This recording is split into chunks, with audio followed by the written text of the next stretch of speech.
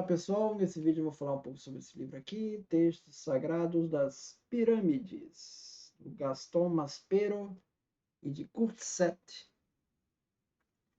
Esse é um livro sem data, sem data. Parece que é 81 data. Bom, vamos destacar alguns pontos. No Antigo Egito, a maior parte dos templos incluíam escolas, onde as crianças aprendiam a ler e escrever. Aprendiam também técnicas de memorização, e ofícios, como desenho, gravadores, né, de escrita e escultores.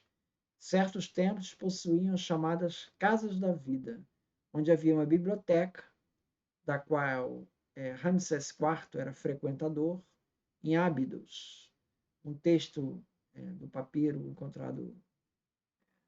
104, encontrado no Museu Britânico, ele se refere aos escribas da Casa da Vida, lendo os livros de ciências sagrados. Tá? A profecia de Nefertiti, na época de Amenemhat I, previu acontecimentos terríveis no final do Antigo Império. Flávio Josefo, em Contrapião, se refere a um relato do historiador Maneton de que o faraó Amenófis, possivelmente Amenófis IV, né, de 1364 a 1347 a.C., ele desejava se tornar observador dos deuses e consultou um profeta chamado Amenófis, conhecido por sua habilidade de prever o futuro. O templo de Amun era um local do famoso oráculo no oásis de Siwa.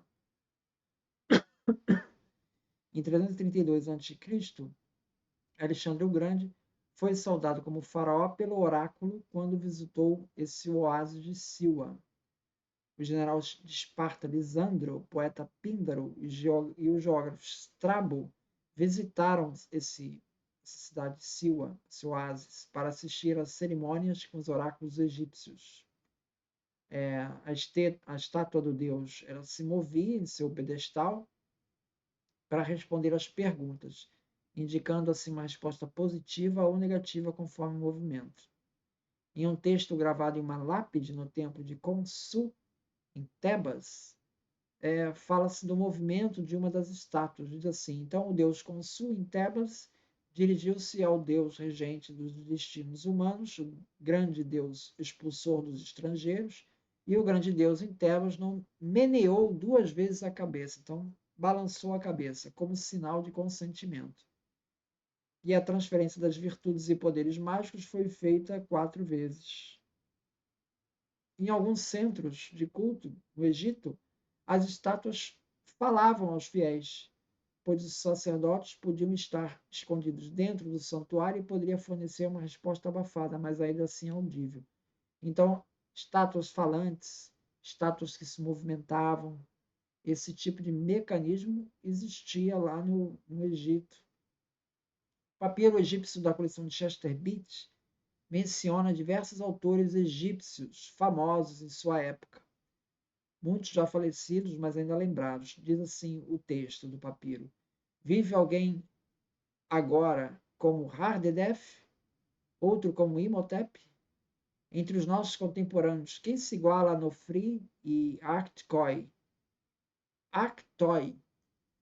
Lembra os nomes de Ptah, Ingerut e Kakeperassombe. Quem se aproxima de Ptahet ou Kairos?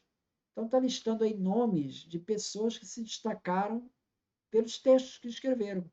Imhotep aparece como um grande sábio egípcio, mas nós não temos nenhum registro das suas obras. Ele não deixou nenhum texto escrito, né? O texto, esse texto aqui, ele parece se referir aos sábios autores. A Instrução de Harjedef é uma obra que pertence à literatura didática egípcia do Antigo Império. É possivelmente a mais antiga de todas as instruções conhecidas, composta durante a Quinta Dinastia, e a anterior às instruções de Cagem e as máximas de Ptahhotep.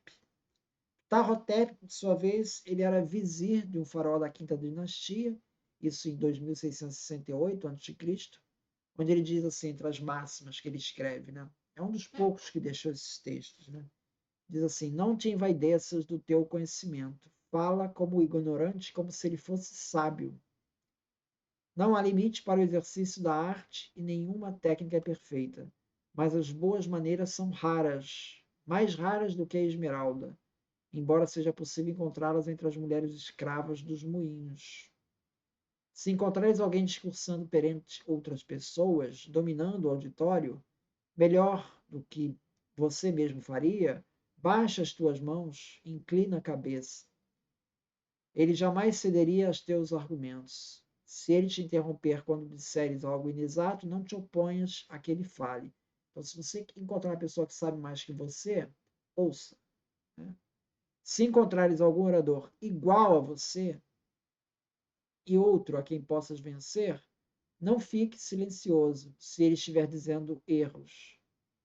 Agora, se encontrares um orador que te seja inferior, deixe-o só, e ele se negará a si mesmo.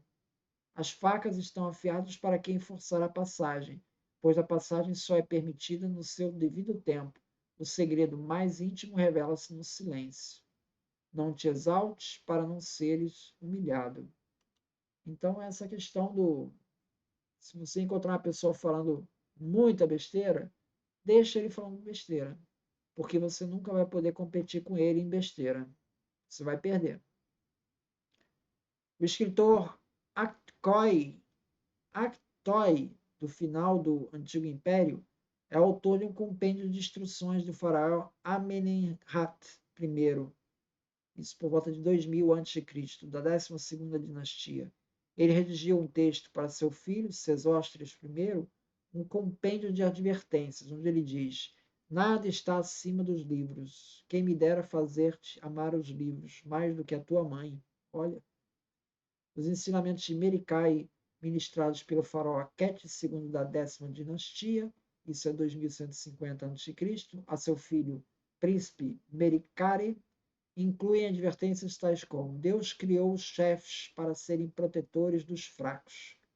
Quando falardes, ser artista da palavra, a fim de tornares poderoso, pois a língua é uma espada, a palavra é mais eficiente do que a luta.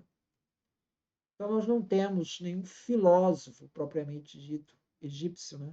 Nós temos esses autores aí que deixaram algum texto escrito em máximas, né? Aforismos, chega a ser uma doutrina completa. Muito obrigado, então.